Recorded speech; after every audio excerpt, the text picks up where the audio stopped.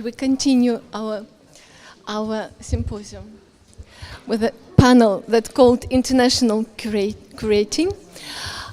We meant to have three presenters, Jean-Hubert Martin, Iara Boubnova, and Catherine de Zegher. Unfortunately, Catherine de Zegher hasn't logged in, so we will have two presenters, and the panel would be moderated by David Elliott, who is a British-born art and cultural historian, curator, writer, and teacher, who has directed museums in Oxford, Stockholm, Tokyo, Istanbul, and Guangzhou.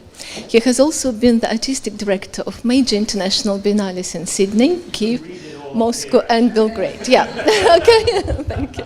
All right, so... That's fine, yeah. That's great. We're going to be talking about international curating, so we'll be looking out of the scene. And in a way, we're looking very inward, but we're also looking outward in this session. Inward, because we're looking back at this fated to some magical time and tragic time. And it may be that game's over. We don't know whether the game's over now or not. We remember what the game is. We don't know whether it will be recreated in the same way. And maybe some of us here, particularly the younger ones of you, it'll be your task and your duty to make sure that the game continues. I think this is very important.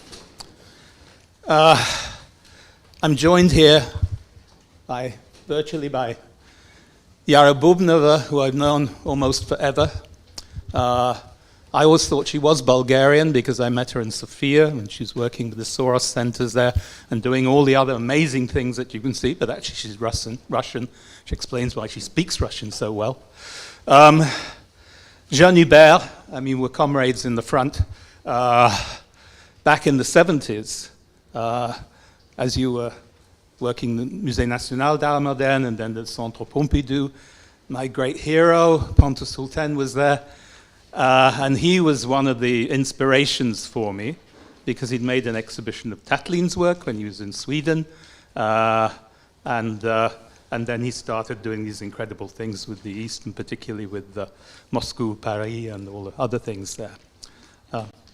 And then maybe Catherine de Zegher, again, knowing from the early times when she was working in Europe and then working at the Drawing Foundation and other drawing place in New York, whose name I can't remember, but it's all written down there. I'd just like to say a little bit about the broader framework. As we're in Britain, the memories of the Russian avant-garde, Russian art here, and the critical role that Prakovieva, Elizabeth Gray Prakovieva played in her writing, The Great Experiment in Russian Art, which was from 1863 to 1922. That appeared in New York in 1962. And it changed the world, the English-speaking world's whole perspective on that period. It wasn't only the 20th century avant-garde, the revolutionary avant-garde, although that was a very important part of it. And something that the conceptualists in North America and the minimalists in North America really grabbed hold of. In '58, she did a Malevich show in the Whitechapel. And in 1971, she made the first of a whole series of exhibitions called Art and Revolution. Soviet art since 1917. And this was very important too. I went with my mother to see it.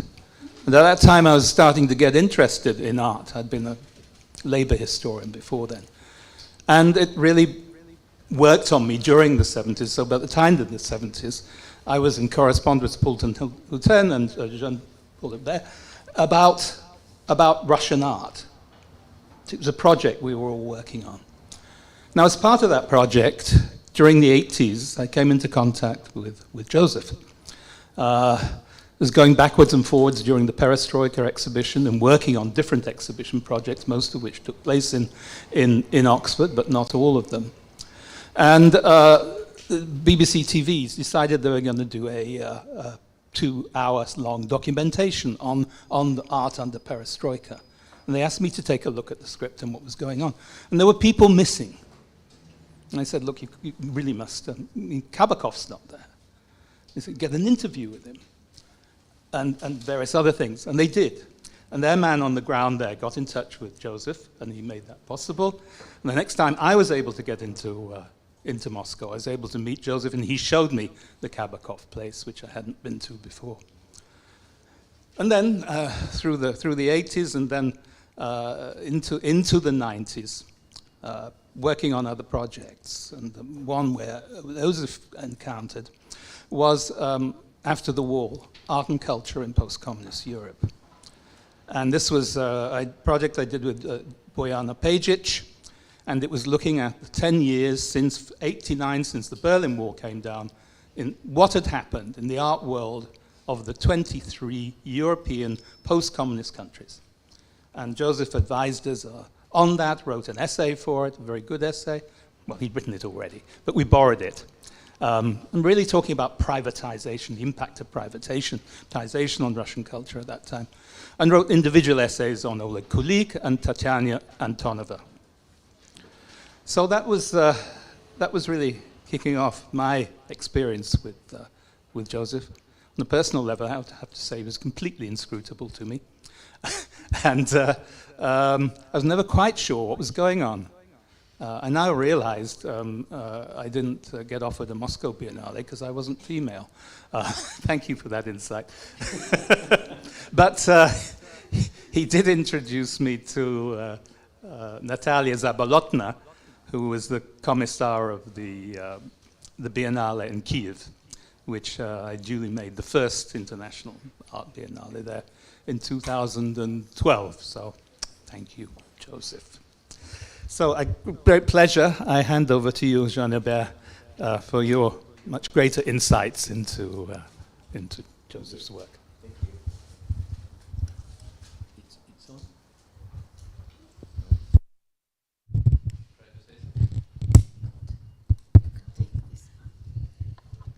It's fine, thank you. I don't know when I met Joseph exactly, by the fact. But, well, my link with Russia and USSR, in fact, started with the project of this big exhibition called Paris-Moscow, Paris-Moscow, that took place in Paris in '79. It was a very complicated, project because we had to deal with the Ministry of Culture, and as you can imagine, in the communist time, this was really not easy. But our success was really that at a certain point, and it was a total surprise for us, they said, well, why don't we bring the exhibition to Moscow? And then we could do the same exhibition in Moscow in '81. It was called Moscow Paris then. And it was the first exhibition that showed the historical avant-garde of Russia of the time of the revolution and the 20s, not only in Europe, in Paris, but even in Moscow.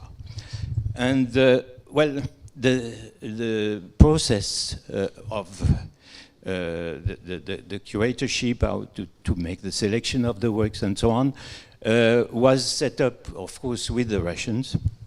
And they said from the beginning, they wanted to have absolutely regular meetings, and these meetings should happen each time in one of both cities.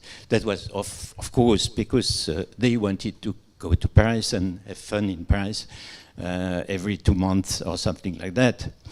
And we were coming then to Moscow, and it was so boring in Moscow. In the evenings, we didn't know what to do. And, well, they usually proposed us tickets, either Bolshoi or circus. After a while, we refused both of them. And we tried mostly to meet intellectuals and artists. And then we got quite quickly, we got in touch with the whole bunch of the so-called non-official artists of Moscow, and with Kabakov, Bulatov, and Vasilyev, and Chuikov, Yankilevsky, and so on. And this is probably the time when I first met Joseph then. Then afterwards, I left the Centre Pompidou in the beginning of the 80s, and I took the direction of a Kunsthalle in Switzerland, in Bern, and I decided to make an exhibition of Kabakov, which was a strange enterprise because, the border were closed and we couldn't get any piece from there, except that at a certain point, the president of the chairman of my Kunsthalle,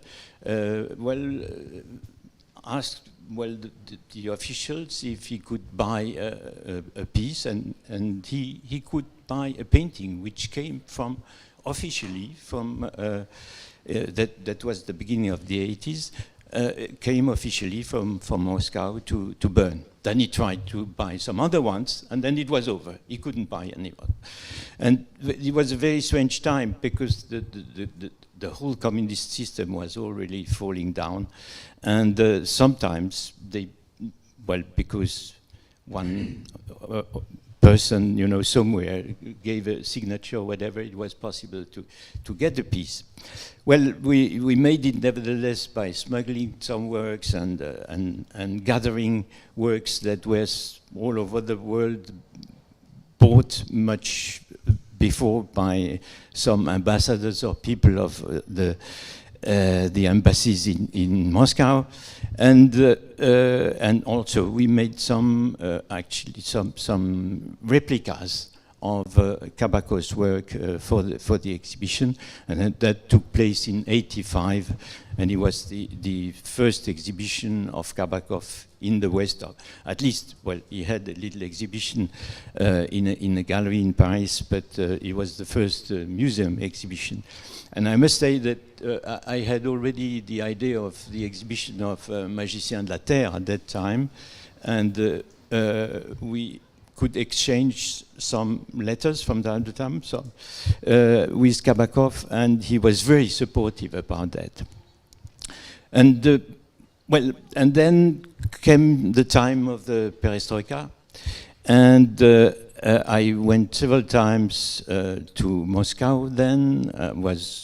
I had become then director of the Musée National d'Art Moderne at the Centre Pompidou, and the incredible surprise I had once by coming, I'm not sure about the date, I had written 90, but you said it was 88. I came to the famous Bani exhibition, and it was absolutely crazy, to see this. I think I have a picture here. Okay, no, it's this one. And to see these paintings hanging in in a total humidity all along the walls of the Bani, and this old man, with a little don't know how to call that thing around their waist, taking absolutely no care what was happening, and these other people like me, going around the bassin and looking at the paintings. It was something incredible. And I must say that much later on, Joseph told me how happy he was with this event, and he was very nostalgic, and he said that at that time everything was possible. And as you know, he made also an exhibition in the prisons. But he was totally extraordinary and unusual. Well, later on, he started, as you already heard, with the biennales, and he made 2 biennales, where he actually built up a group of curators, usually quite well-known curators from Europe or from America. And it was probably an idea of his to be democratic in a way. He didn't want to just to have one person, or at least at the beginning. And he had this group of people, choosing then the artist, and he made this two biennale. I remember the second one, which was horrible, with this problem of elevators that we were queuing up for hours before being allowed to take an elevator and to go to the, I don't know, 50th floor of these skyscrapers. It was a bit strange and a bit crazy. It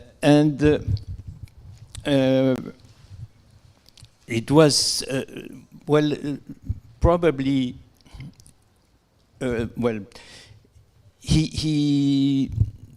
Joseph, had this idea to make that with this group of artists, but he didn't always, agree with all the choices, and he had this incredible freedom to say sometimes that he didn't like at all this or that artist who had been chosen by one or the other curator.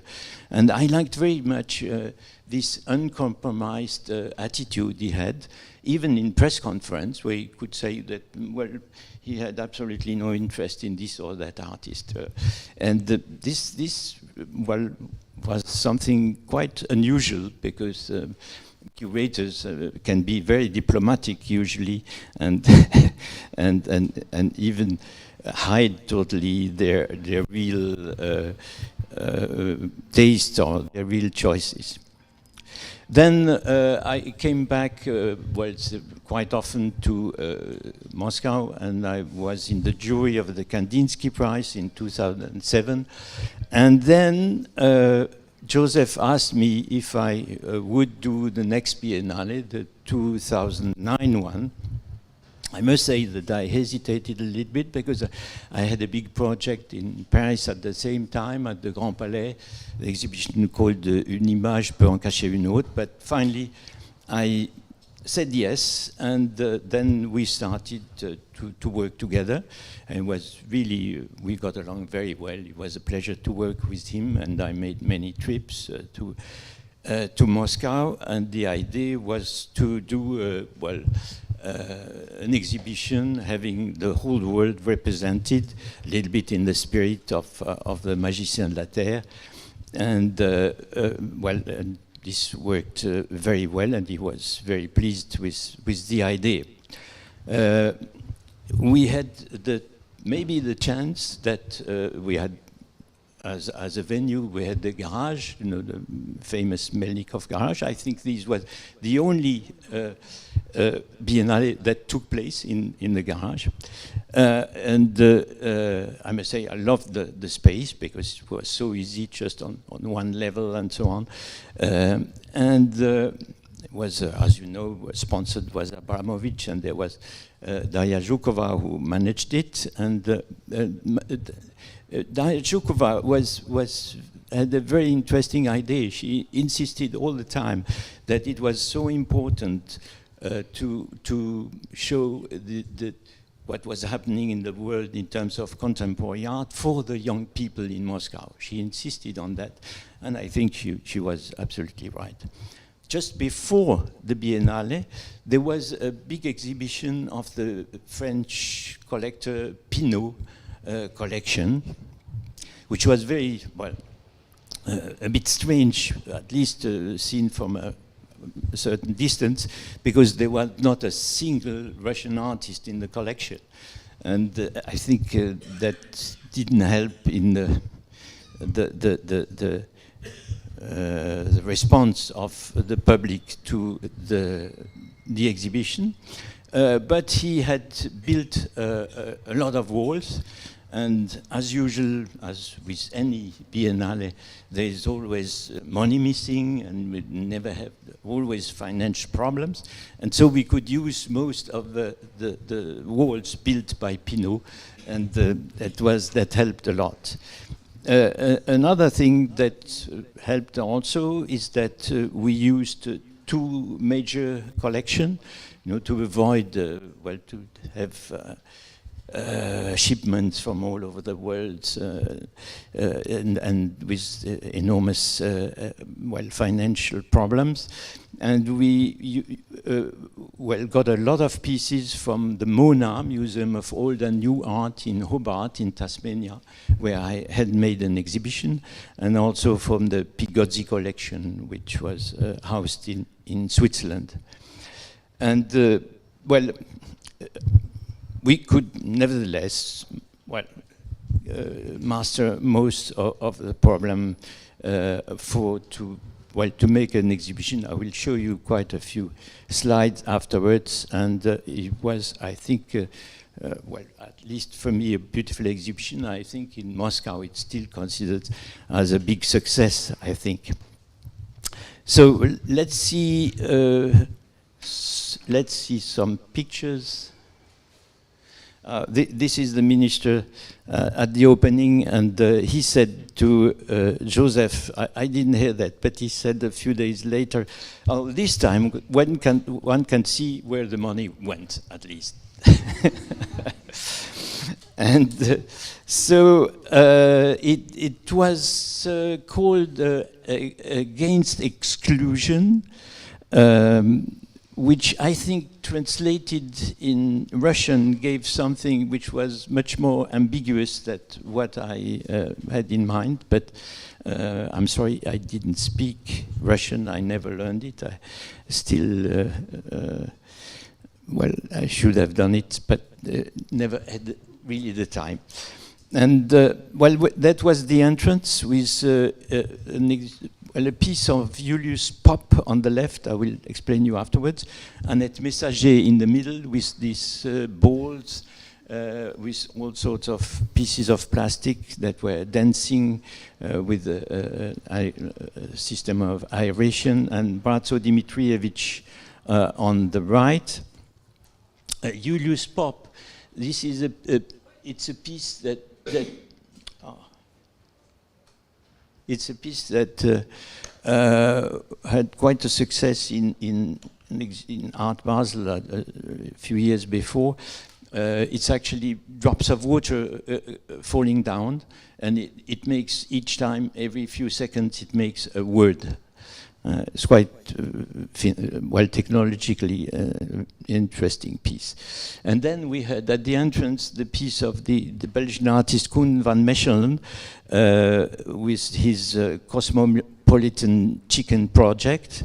That was to show that the problem of the racism and how multiculturalism is so important. It was like a sort of manifesto, because you may know that each country, each nation has its own chicken, which is a pure race, you know, and he has always made breeding with trying to breed all the races. He was at the 13th generation here, and in the cage you see the Russian chicken, which is called Orlov, and which is being then bred with another race. Then we had next to it Gloria Friedman's Absurdistan, with this strange choice of artists, the little paintings you see on the right, that comes actually back to an article written by Pontus Sultan about three major painters of the 20th century, who are Churchill, Eisenhower, and Hitler. And then we had Dmitry Tsvetkov, who no, it's good of that's Tsvetkov, who makes fun of Russia with a metaphor with these fur animals dressed with luxurious fur cloths, and the bear that poses like Lenin, and then this piece of Chuikov, which was actually an old project, where I asked him to redo it. It's a project that dates from 93, with dividing a room into two parts, and one is lit with red and the other one with blue. It's also a metaphor of Russian society, of course. And we had then Dmitry Gutov, no, it goes too far, who made on the ceiling this sort of supremacist 3D work. You see that there are supremacist elements on different levels, and then according to your point of sight, you can make actually your own sort of supremacist painting. Then there was Osmolovsky, who is now just arrived in Berlin a few days ago, or a few weeks ago, and he made this archaic tribal pole, which was made with digital technology and actually showing hidden faces. I wanted to show also not only artists, you will see some example afterwards of non-Western artists, but also some art brut. You know, this outside art, we call it art brut in French, and there was Lobanov on the left, and then also Voliaslovsky with a portrait of Putin even. Of course, that couldn't be possible today. Then Céleste Boursier-Mougenot, a French artist, who made this piece called From Here to Here, and with these little birds jumping from one electrical guitar to the other and playing actually with the guitar, and they're making the sound. And then there were several Russian artists.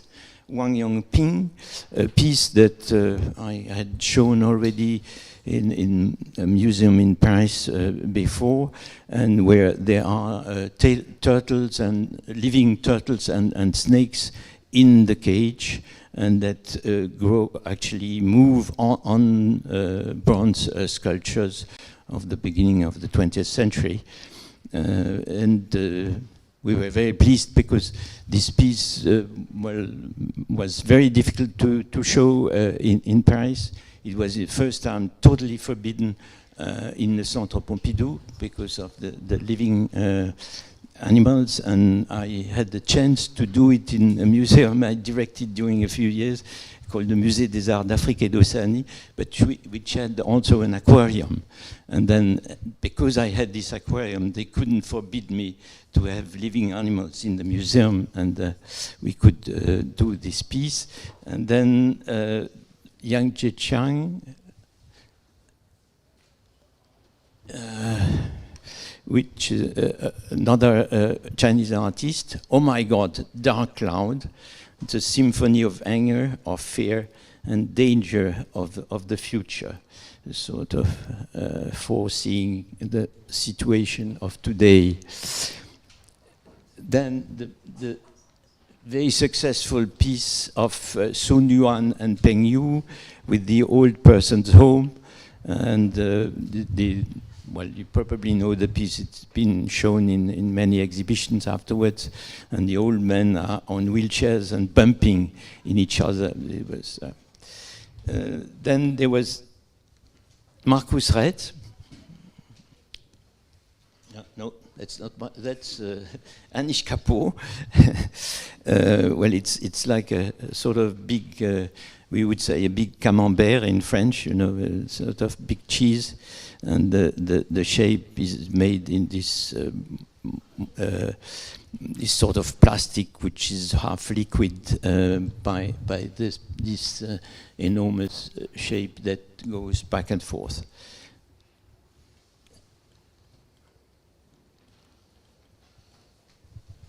This is Marcus Retz.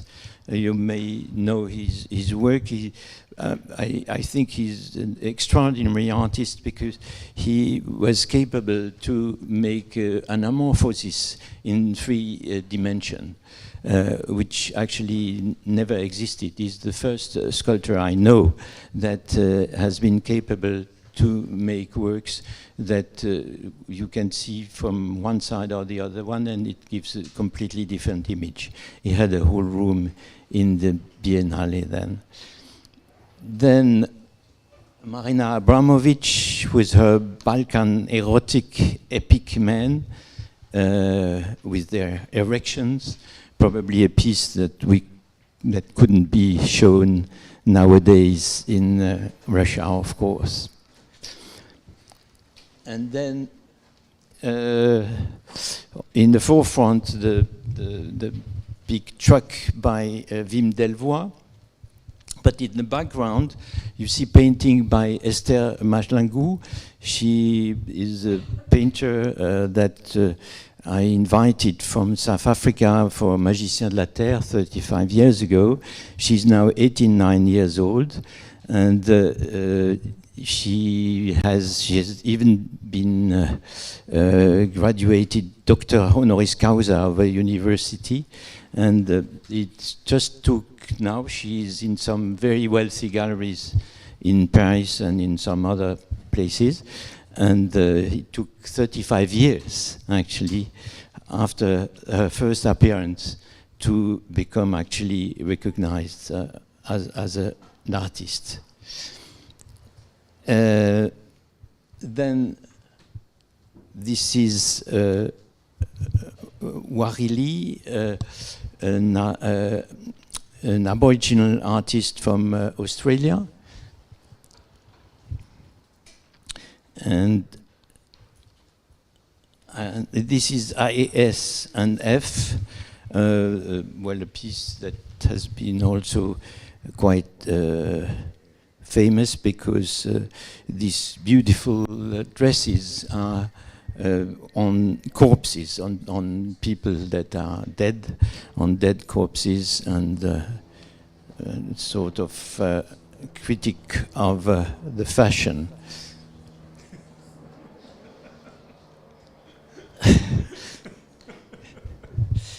And these are the coffins made by Kanekwe in Accra, in Ghana. They have now this tradition. It was quite funny because this was invented about 30 or 40 years ago by some artists who were doing these coffins.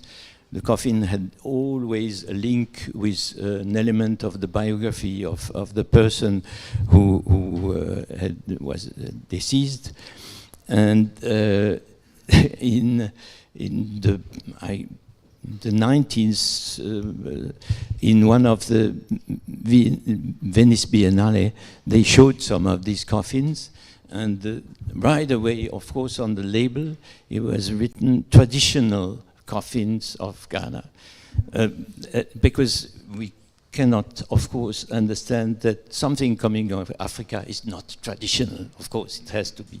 It's a total invention that dates of the middle of the 20th century, but it has to be traditional when it's African.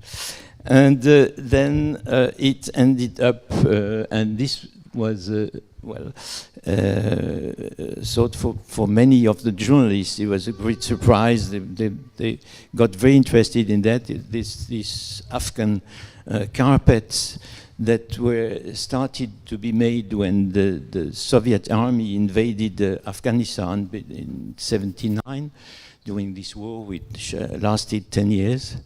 And then the women who were doing that started to integrate all sorts of aeroplanes and tanks and grenades and Kalashnikov and things like that, and probably some were bought by the Russian soldiers, and well, it was interesting to show that in Moscow.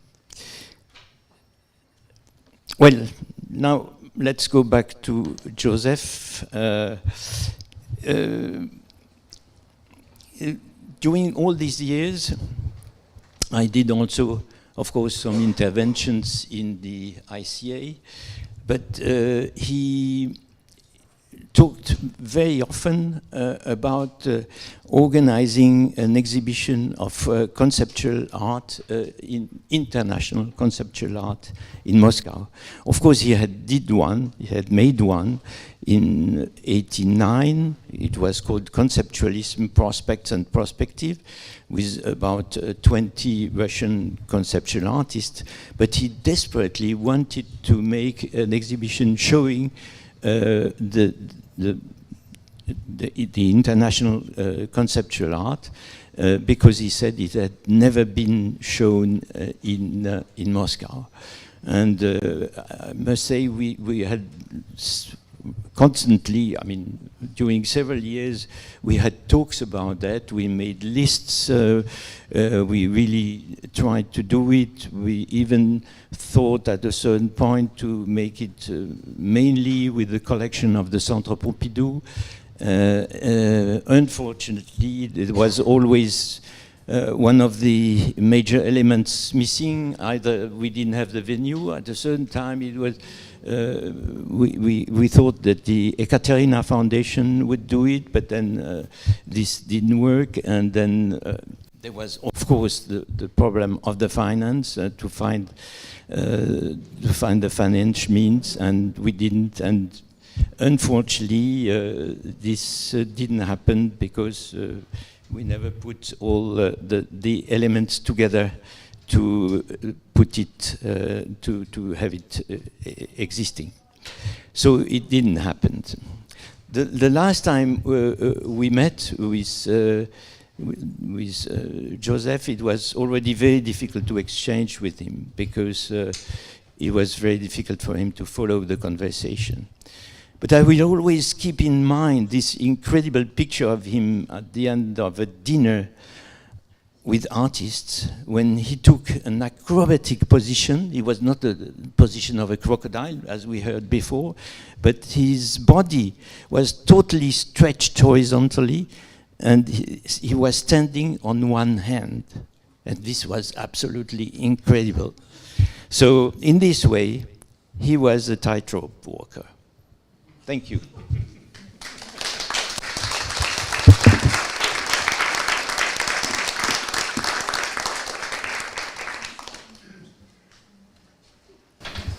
Thank you very much, Jean-Hubert. Yeah, it shows who's a good curator then, doesn't it? Tightrope, you have to be. Are there any quick questions? Yes?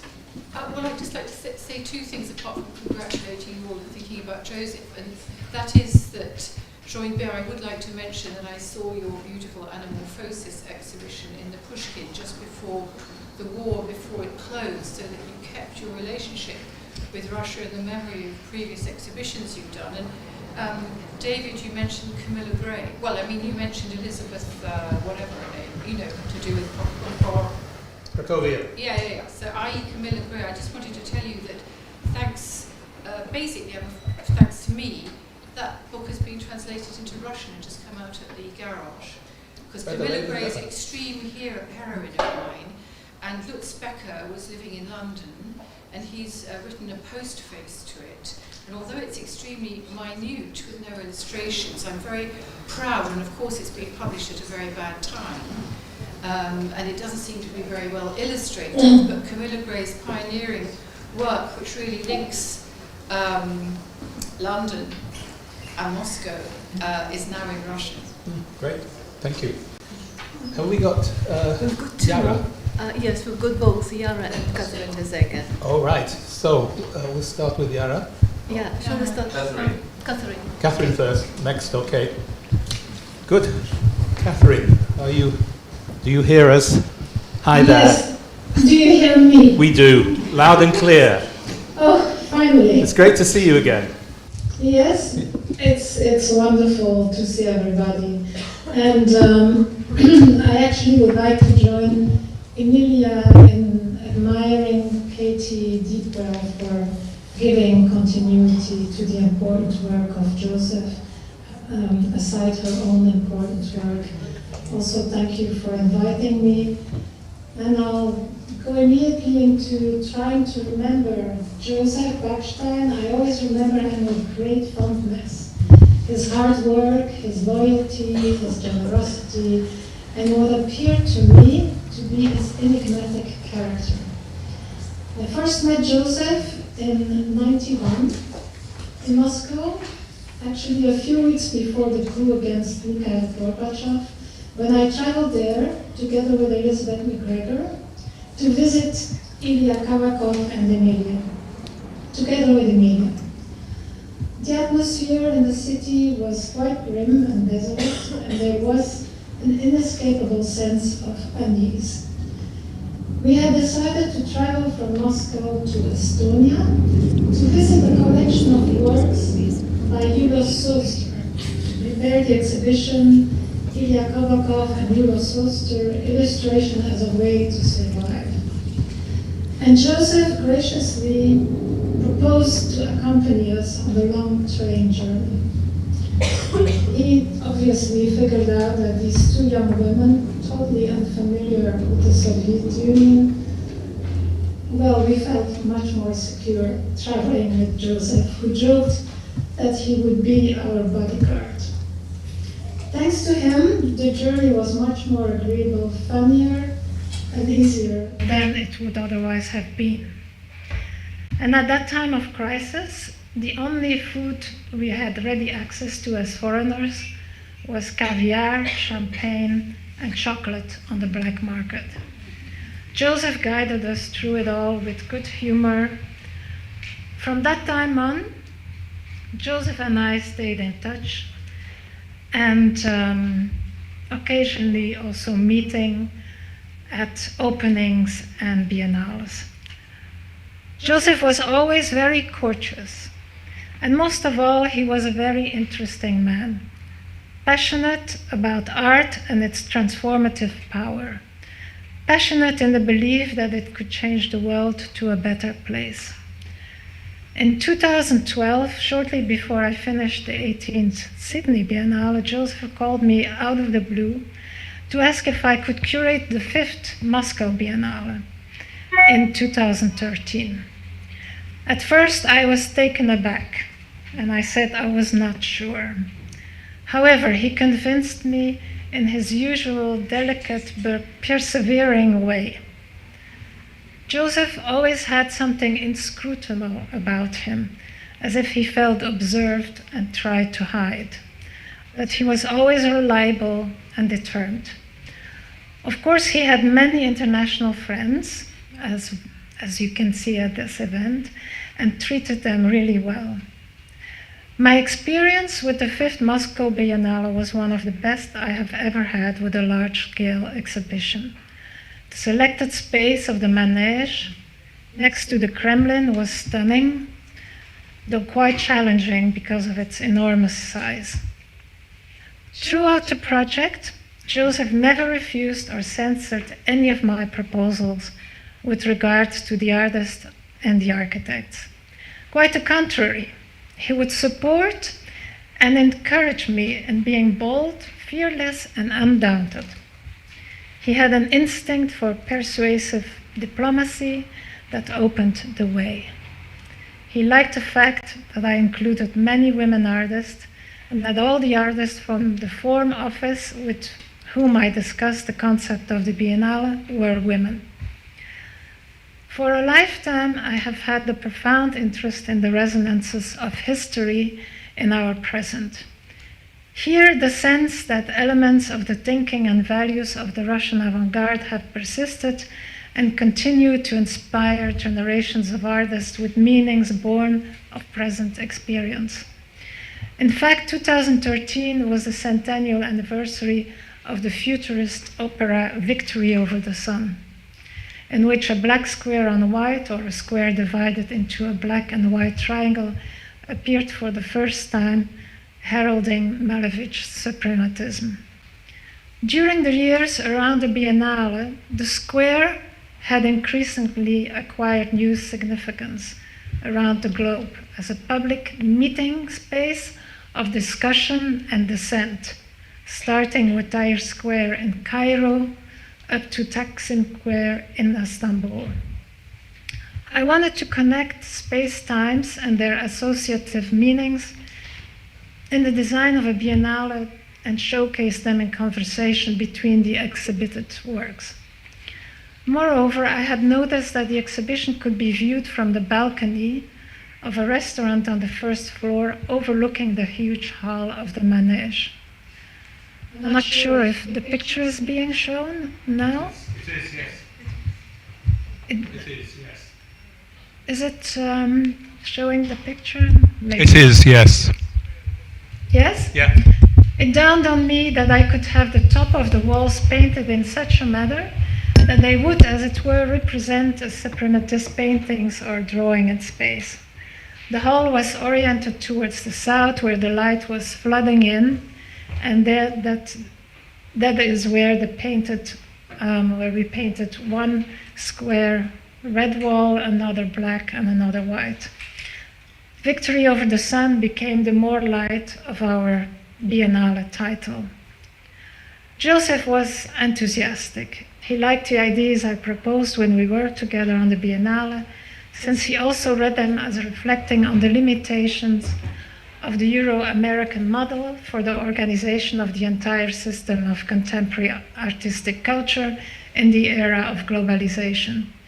In his foreword to the Biennale, he writes, "This year's Biennale project addresses specifically the theme of another space-time, which can be read in the works of most of its participants who represent all the continents of our planet. It has become plain that contemporary art is being created in the most disparate parts of the world, breaking with the very idea of the dominance of one center." End of quote. In rereading it now, I am touched by his hope and his sincerity, almost of something redemptive in art, which I know to have been true. He was sophisticated in his thinking and wonderfully read. Culture had meaning beyond the everyday of politics. As to the budget, he said that I should remain ambitious and not to worry about the money. He was dealing with it. It was, as you can imagine, a pure joy and luxury for a curator. I often say this was my best curatorial experience ever. Joseph remained cool, his staff was incredibly professional, Anna Moroshnik and Valeria Olejnik. And in fact, everyone I worked with had great admiration for Joseph's organizational skills. He pushed me to find the right title for the Biennale, which was named, as I mentioned, More Light, Bolshe Sveta. In hindsight, there were maybe 2 selections of Russian artists among the many socially engaged projects that he became worried about, saying that I would give him a heart attack, feeling that they had gone too far. Overcome by anxiety, I called Emilia Kabakova, fearing that I might really cause Joseph a heart failure. And she answered, well, that he should have had it a long time ago because of her own more fierce demands. So she said, don't worry, Joseph will survive. A cultural ambassador indeed. Joseph's vision for the Moscow Biennale and all related events with lectures and debates and discussions were based on his extraordinary wide knowledge of the national and international art world, both of which he had been following and participating in for several decades. His early encounters with conceptual art in Russia would continue to influence his thinking, and his curious nature led him to places that others would not have considered. It often seemed that Joseph was everywhere, suddenly appearing and disappearing again. It often puzzled me how he could be so present everywhere. He was very well informed and liked to debate. And more than this, he held to a hope for culture and a belief in the possibility of the world that withstood a lifetime of dramatic changes and much that must have been disheartening, remaining steadfast and true in his faith. We miss him. Thank you.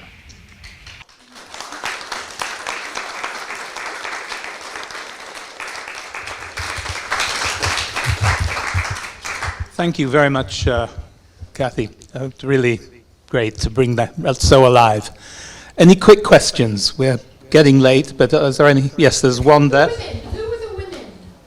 I mean, we haven't had a lot of discussion or mention of women in general. It'd be quite nice to know who they were, because she said that she had a large selection of women. Can you hear that? Being asked who the women artists were, who you... Can you unmute yourself? Yeah. Yeah. So what was the question? Sorry. Who are the women artists who you showed quickly? Oh, well, there were like almost 100 artists, so at least 60. So, Right. yeah, I mean... Can you think of three names? Yeah, immediately, well... Simran Gill is one of them. Simran Gill, Mona Hatoum, Mm-hmm. Elisa Attila, Yeah. Umida Aknedova, Jeta Bratescu, Edith Kind, Great.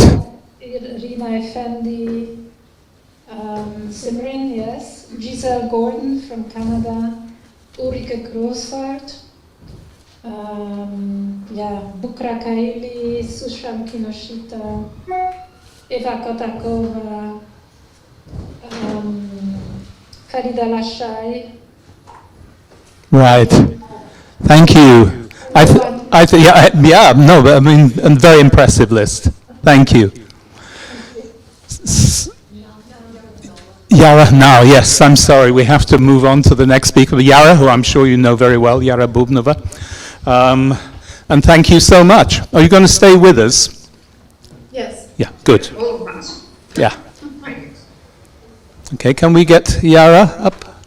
Yeah. I don't know how's the mic working. It's working very well. The picture is not so good. That's not the technique. We're just waiting for it to come on through. Other reasons. Uh-huh. Yeah. Anyway. So tell me, but not to keep people's attention, I can say something. Yeah, please. Yeah, actually... We got you. Yeah, good. Thank you very much. Thank you. And thank you very much, Elena and Kathy, for inviting me for this very honorable situation and context. Actually, I didn't prepare images from the exhibitions that I curated, for example, the Moscow Biennale, and we did with Joseph several other works together. So I'll go to the more memory part. Technically, I know Joseph since I was a student. I studied at the Moscow University, the art history. The name was Art History and Theory and something.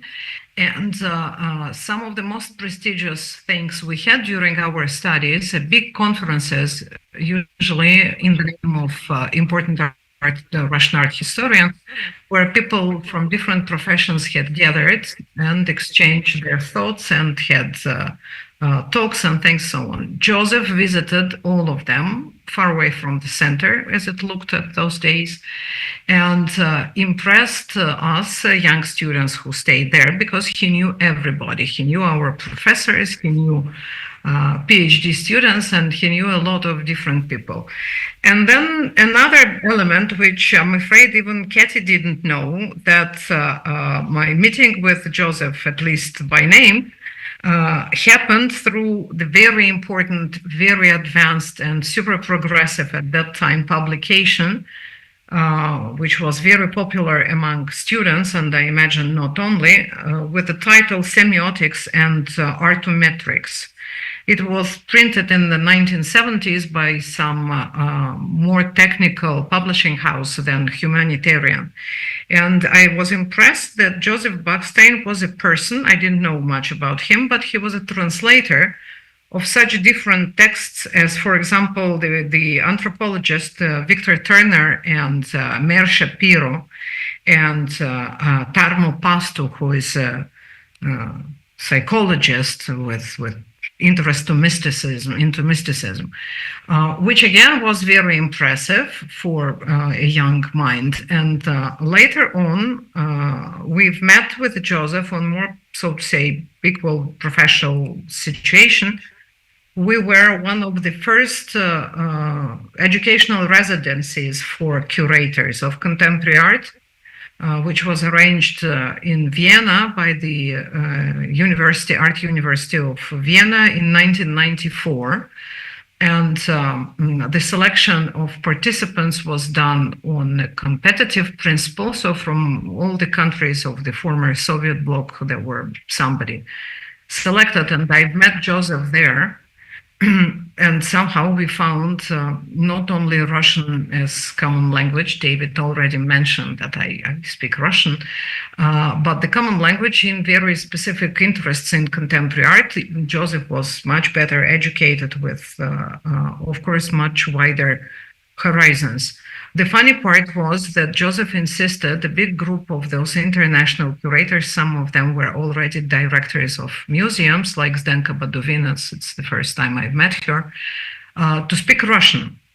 And I had a need to explain him that the illusion that everybody in the Soviet bloc had spoken and studied Russian is type of wrong, because, for example, our colleagues from former Yugoslavia never studied Russian. So at the end, we were speaking English. This educational residency helped a lot because we exchanged a lot of impossible projects, things that people were dreaming to do at that time with all deficits that we had in money, organization, even understanding and vision in very different and specific things. I know such publications of Joseph that many people had forgotten. Even he didn't remember at one moment that I was impressed by his text to a big catalog of an exhibition named Aboriginal Painting from the Desert, 91. I checked now the date of the publication. Even he didn't remember what was in the text, but I still remember it pretty vividly. And then we've met in many different international events and exhibitions. And at one moment, he visited some of the smaller shows that I had curated here and there, mainly in Eastern Europe. And he invited me to join the group of great people who became curators of the first Moscow Biennale. And I have to admit that I know a little bit about practices of Moscow organization management and curatorship, a little bit more, because I was following Joseph not only through the preparation of the first Moscow Biennale in 2005, which started much earlier, but before that, when he was doing an exhibition, Schizo China, which was actually arranged at a construction exhibition of a permanent construction exhibition in Moscow. And he invited me once to visit along with him as a silent presence, his negotiations with the administration of this venue, of this big space and building. And I was absolutely smitten how he discussed the future exhibition of contemporary art with absolutely complicated titles, Schizo China, and with the names of the artists whom we know today so well, but they were absolutely unknown even in Moscow. He was talking with a guy who was, I guess, an engineer and the director of this venue, and he was incredibly brave. He never gave his opponent an excuse to say that he can't understand, that he doesn't know, who is interested in contemporary art. Joseph's interest that Katie already mentioned towards unusual venues and the use of spaces that nobody would even dream to use because it's so difficult or you don't know whom to address to arrange such things. It followed his tasks all the time. That's why the first Moscow Biennial actually happened at the former Lenin Museum. The group of curators that consisted with Hans-Ulrich Obrist and Rosa Martinez, Joseph himself, Nicolas Bourriot, and Daniel Birnbaum, and me, we never even imagined that it will be possible. The former Lenin Museum that stays at the Red Square in the center of Moscow, formerly popular place, it was the only one museum during socialism which entrance was free and everybody could go there. And everybody, all of us, almost obligatory, had visited at least once. You know, for me, once the Lenin Museum in our life as school children. And again, Joseph insisted specifically for that venue, for the first Moscow Biennale of Contemporary Art, specifically on the former Lenin Museum. Everybody recommended to make an easier choice to him and to find something which is more exhibitional, so to say, which is more popular among and makes more temporary shows. The building at that time was closed. Part of the collections of the National Historical Museum were stored there. So when we visited with Joseph this building for the first time, it was like emptied and incredibly old-fashioned, even for Moscow at the beginning of 2000s. But he thought that the Lenin Museum, the Lenin display, and the memory of Lenin had to give place to contemporary art. So he did his impossible best to achieve this space. It was very difficult to work with this space. It had a lot of additional limitations because the building is visible from the president's office windows, and the building is under a very particular and exclusive regime of guarding, and access is complicated. I remember that it was the first show in Moscow that to visit the space, you had to go through the metal detector and to present your luggage. Later, it became more and more popular and somehow even added to the importance of the shows. So all of us, a very different group of curators with very different experience, we knew each other from other type of meetings at the Venice Biennial and Documenta and São Paulo Biennial and so on. We had to invent a topic, and it was almost impossible. Discussions were going on and on and on. We had many meetings in different places, several in Moscow, and yes, caviar was and vodka were involved somehow. Not much, but they were involved as an object of desire for foreigners, as it's understood in Russia. And we, if you remember, we never found the common topic for the exhibition. That's why the name of the whole show was a footnote, actually a footnote about many different things. And then the complications that followed Joseph all the time, they were connected with the situation that's difficult to imagine even today about Moscow and Russia. There were nothing in Moscow concerning the logistics of big international exhibitions. All the big shows that happened before, there were cultural exchange where the Ministry of Culture had been involved, and different embassies of big and small countries and so on. So actually one of the achievements of Joseph adding still to the situation in Moscow and his absolute belief that Moscow's audience needs contemporary art was that after the first Moscow Biennial, the company that transports and arranges customs logistics had happened, was established, and then the different types of communication and PR for international exhibitions had appeared. They work still. They happened in 2005 because of the Moscow Biennial.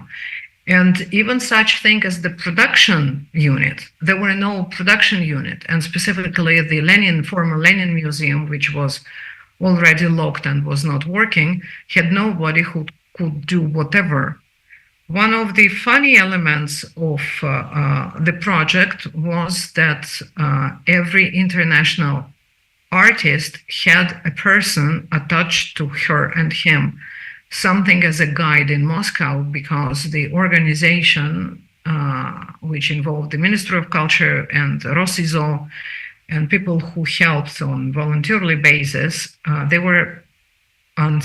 felt insecure what the foreigners who are not speaking Russian and who are not well informed about what's going in Moscow, how they will move around the city, how they will behave, how they will communicate with the others. And every artist had an angel or a shadow who was able to translate whatever type of communication. Those volunteers mainly, they totally, for the majority of them, it was the first meeting with contemporary art ever. They never saw, they never understood that. They knew that art could be a painting, most possible and most preferable, realistic narration with image. And by the organization only, we educated a lot of people in what contemporary art is and who are the artists and what actually they're doing. If maybe, I'm so sorry that I don't have images, I only prepared and sent in advance images of Joseph himself in different official and less official situations, in his communication moments, in his proud moments of opening of big shows. Because what we exhibited in 2005 was very, very promising. It's so difficult today even to recall those memories. We showed the works of Xiao Fei, dedicated to her father, famous official Chinese sculptor, mocking his most important production of Mao Zedong in big monuments. We showed the works we presented the video about Lenin in the Lenin Museum in the film room. We showed the Gelatin, this Austrian group of artists, very strange artwork that scared people, and then the visitors loved it. It was the Moscow PP Pine, the installation with an opening from the building of the Lenin Museum, arranged as a restroom, as a toilet, where visitors were invited to make to piece inside, and the piece supposed, and it finally frozen as a huge icicle which was visible from other windows of the building. The rooms were covered by drawings. There were exhibitions, there were exhibits that insisted on participation, a little bit of participatory works. It was a very new thing. It was so stressful and shocking for the Moscow community that after the opening, 2 days after the opening, in the rooms of the first Moscow Biennial was a huge gathering of Moscow art dealers, critics, art historians, and people from management of different institutions to discuss, does Moscow need such art and such thing as this international biennial presents. Since then, until the end, very infamous end of the Moscow Biennial, because it lived really 7 editions, Moscow somehow blossomed to greet and to invite contemporary art, with a very visible competition between private efforts to show the most famous, the most expensive artists, and the biennial that still tried to keep the alive and vivid and dynamic situation, and to show the scene how it's going on, but not how it's statically already presented. The second Moscow Biennial had no venue because the authorities, after the end of the first one, immediately started the renovation of the Lenin Museum to make it an open museum branch for the historical one. And Joseph had huge problems, and he was very close to a nervous breakdown because he, in 2006, at the end of the year, he had no venue.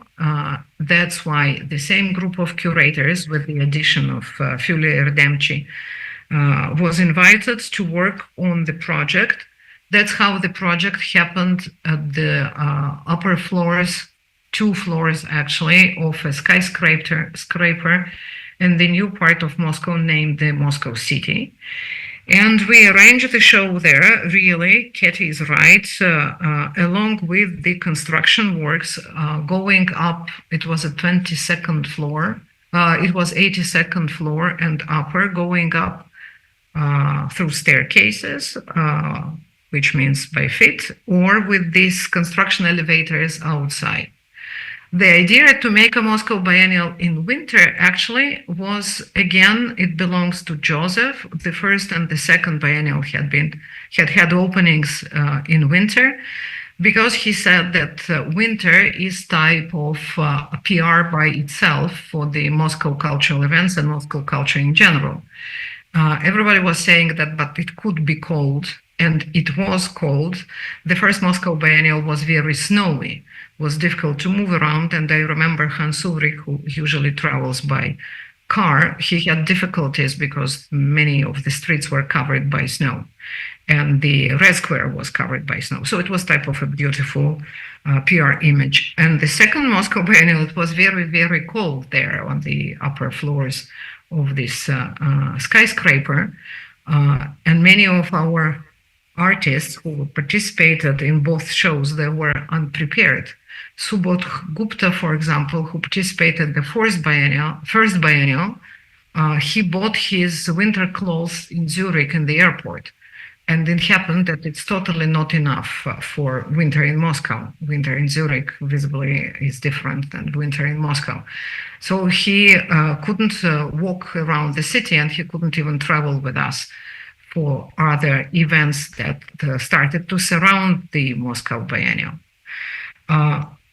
Not to be too long, because I was following the Moscow Biennial through the exhibition of Jean-Hubert, which I saw as a great event, absolutely. And then the project that did Peter Weibel, who, as we all know, worked with more advanced technologies that Moscow could offer at that time. And Moscow, still in those optimistic years, Moscow immediately not only showed its artists and artists from the whole country who worked with new technologies, but immediately started to develop courses, educational programs, and included education in new technologies in different elements of educational programs of institutions.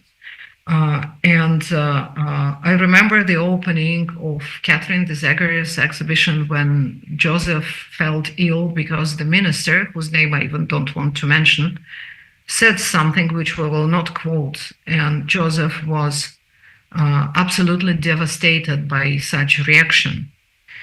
And how I would like to finish this thing with 2 expresses of gratitude. First of all, Joseph, who looked very often as a scared person, was incredibly brave. He negotiated things with unprepared people, with people who absolutely didn't know who is who and what they're supposed to talk about and what decisions they're supposed to make and how they're supposed to allocate money for something they don't understand and they never even saw any example of it.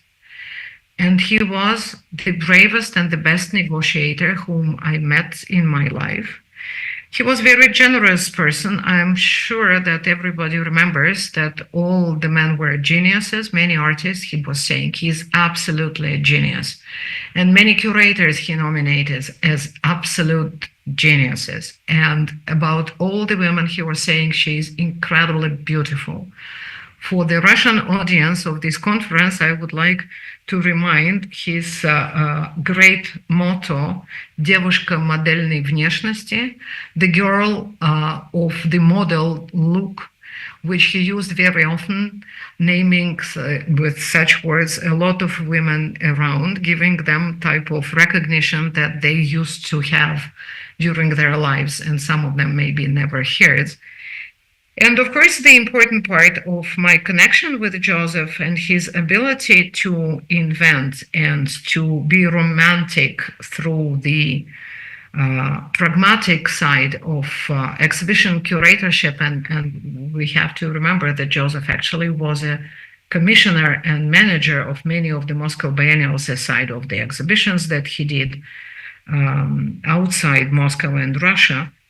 He was a believer. He believed that art matters and that with the help of art, it's possible to change people and it's possible to change communities and bigger societies, and it's even possible to change the attitude and the reaction of politicians. And I'm absolutely eternally grateful to Joseph, the ICA, the Institute of Contemporary Art Sofia, that we founded with a small group of Bulgarian artists and very few curators we had at that time. This year achieved 30 years of its history, and it was invented and established after Joseph's very complicated and very romantic construction of the ICA in Moscow, which is not only an exhibition space and not only an educational thing and not only a communal gathering. It's a place that produces demands for art and freedom and for artists, and we still keep this fire in Sofia, in Bulgaria. Our ICA is still working.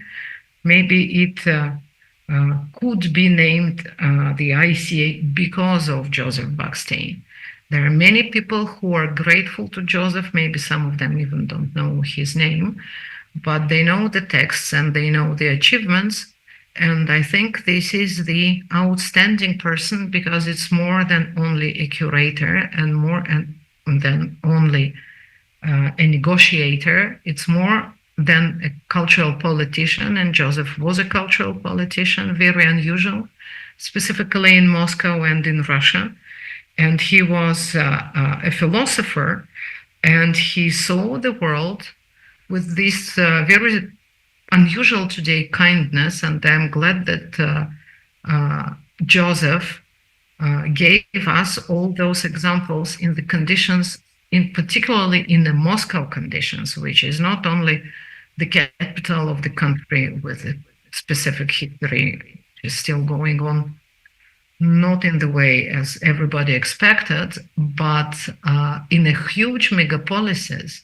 We compared the Moscow Biennial with many other places where biennials are happening. And there are actually not so many of them are happening or had happened in such big cities with such incredible audiences. I remember that the first week of the first Moscow Biennial in 2005, it was 20 years ago, and it was in January, so it's almost the particular date, 20 years ago. 2 weeks, there were 300,000 visitors of the Moscow Biennial, of the first Moscow Biennial, which I think it matters, and I do hope that it still matters somehow. Thank you very much.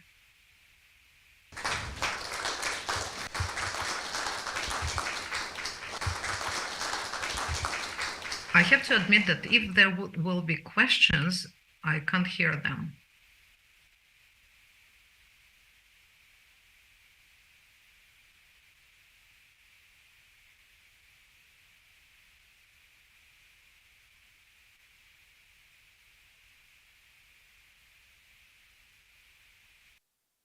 Sorry, you haven't heard me. I just thanked you.